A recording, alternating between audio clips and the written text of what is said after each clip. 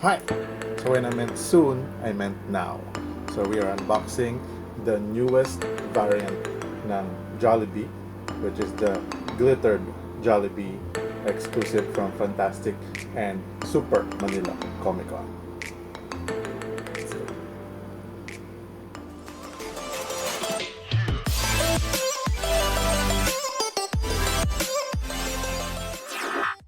Welcome to another video from JinPol's Corner, my corner of the world. So like I mentioned, we're going to be unboxing the newest variant ng Jollibee 234, which was recently released ngayong taon lang. So this is the first one that we got.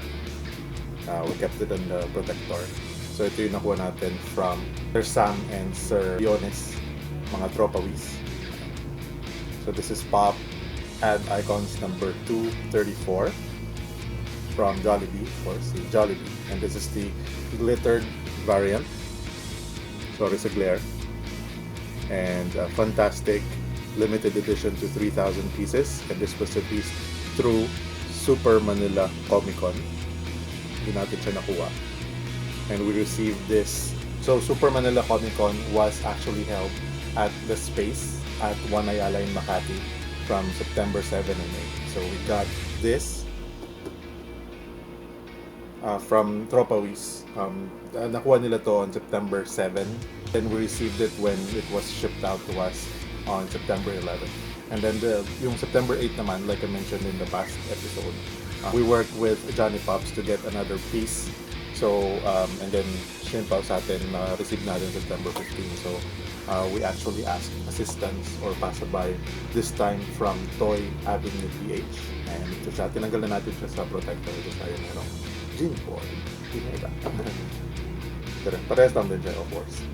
We got this September 15th with the help of Miss Charissa Amor Gutierrez and Jasmine Baltazar.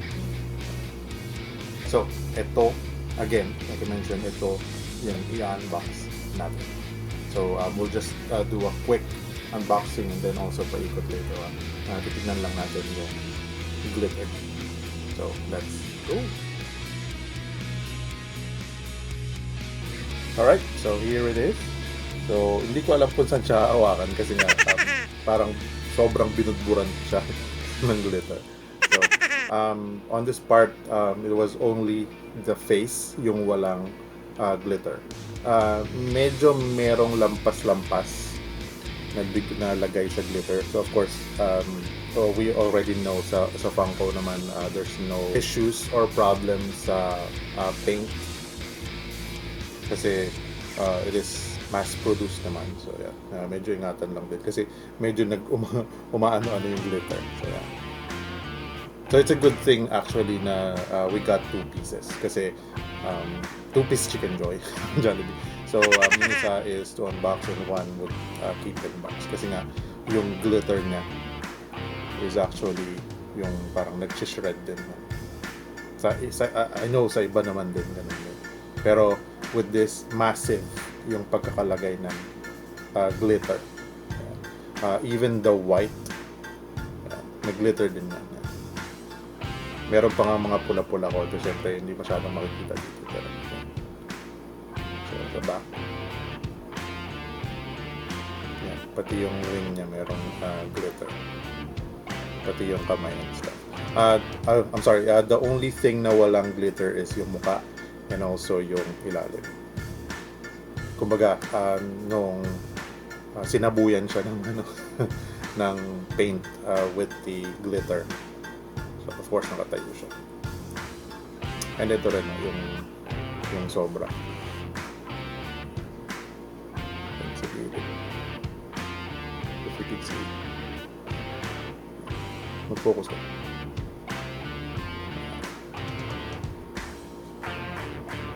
So all in all, astig, hindi ka problema o hindi ka magre-reklamo na ang konti ng glitter, napakaraming glitter na nilagay. And also kahit na merong sobra-sobra. Special yun, special. Ito rin pala sa kabilang side, merong lampas na pintura yun. Pero that's never a problem naman sa Funko. Hindi naman siya tulad ng ibang mga collectibles na pati paint siya kailangan perfect. So, like I mentioned, Funkos are mass produced. Okay. So pinapatagal ko lang kasi like I mentioned, this is just a quick unboxing of the glittered variant.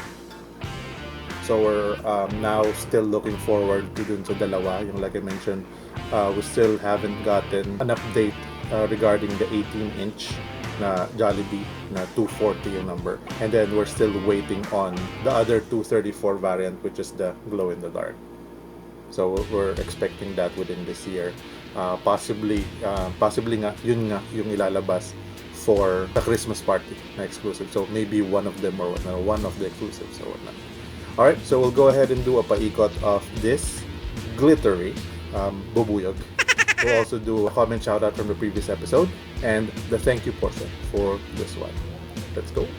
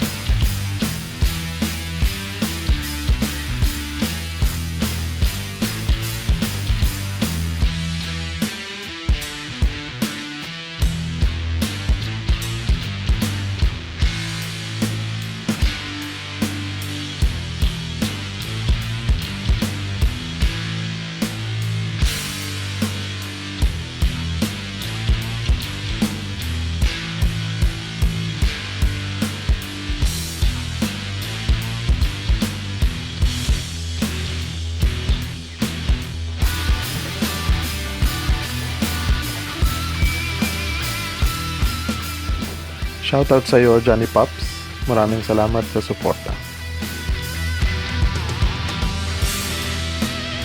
Paulit-ulit, maraming salamat sa mga sumusuporta sa akin at sa channel, sa mga nanonood ng mga videos, sa mga nagko-comments, sa mga nagla-likes, and sa mga nagla-dislikes. And most especially dito, sa mga corner crew members na walang sawang sumusuporta sa akin sa channel. So thank you very much for all of your support. So, regarding the Jollibee Glittered, yes, it's super special or super astig na gumawa sila ng glittered variant ni Jollibee.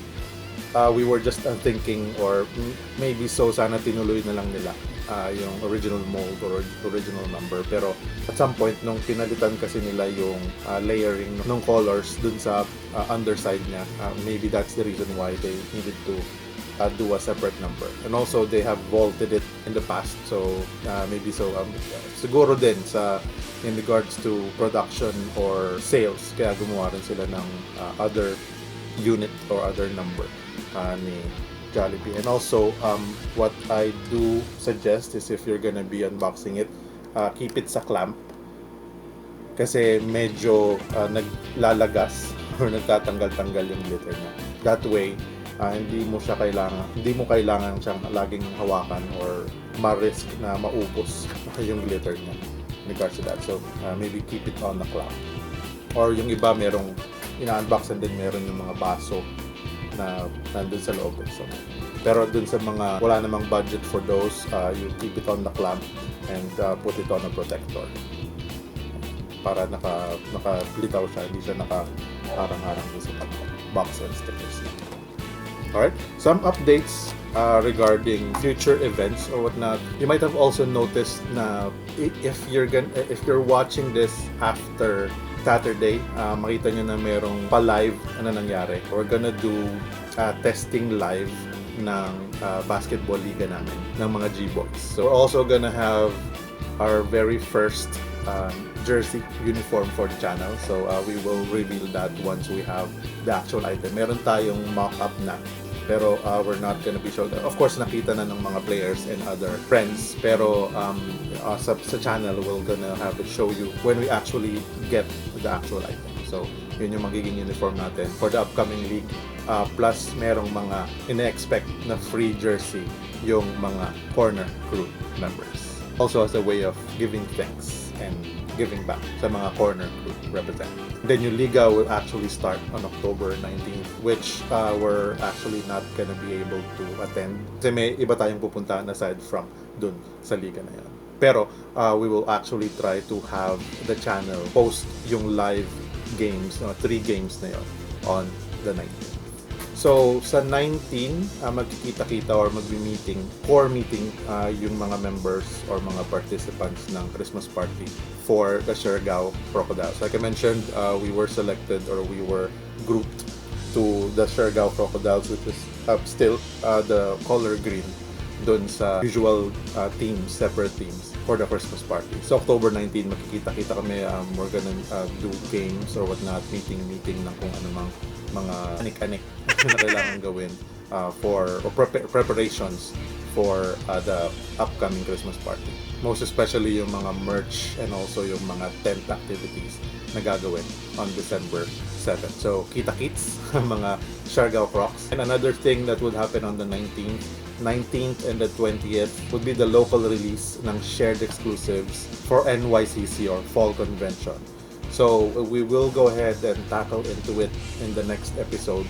So, singit episode siya. So, yung local release din ng Funtastik on the 19th to the 20th would be part of the Robinson's Small Pop Con, which is gonna be held October 14th to the 20th. Ito siya.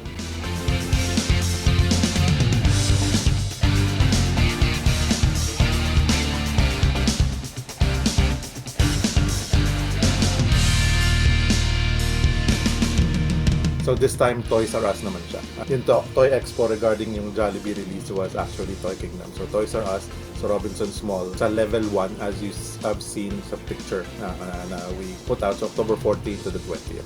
Last 2 days, which is the 19th and the 20th, doon nare-release ni Funtastik yung 18 na mga shared exclusives for NYCC or Fall Convention. So go ahead and tackle yung 18 na yon plus yung mga other releases, yung all the releases for NYCC. We'll just try and talk about it on the next episode. Alright, so I'll leave you with that. Thank you very much for watching. Like, comment, and subscribe. Do whatever makes you happy as long as you don't step on other people's happiness. Thank you very much for watching. Have a wonderful day. Bye-bye. And again, sa Jollibee, bida ang saya.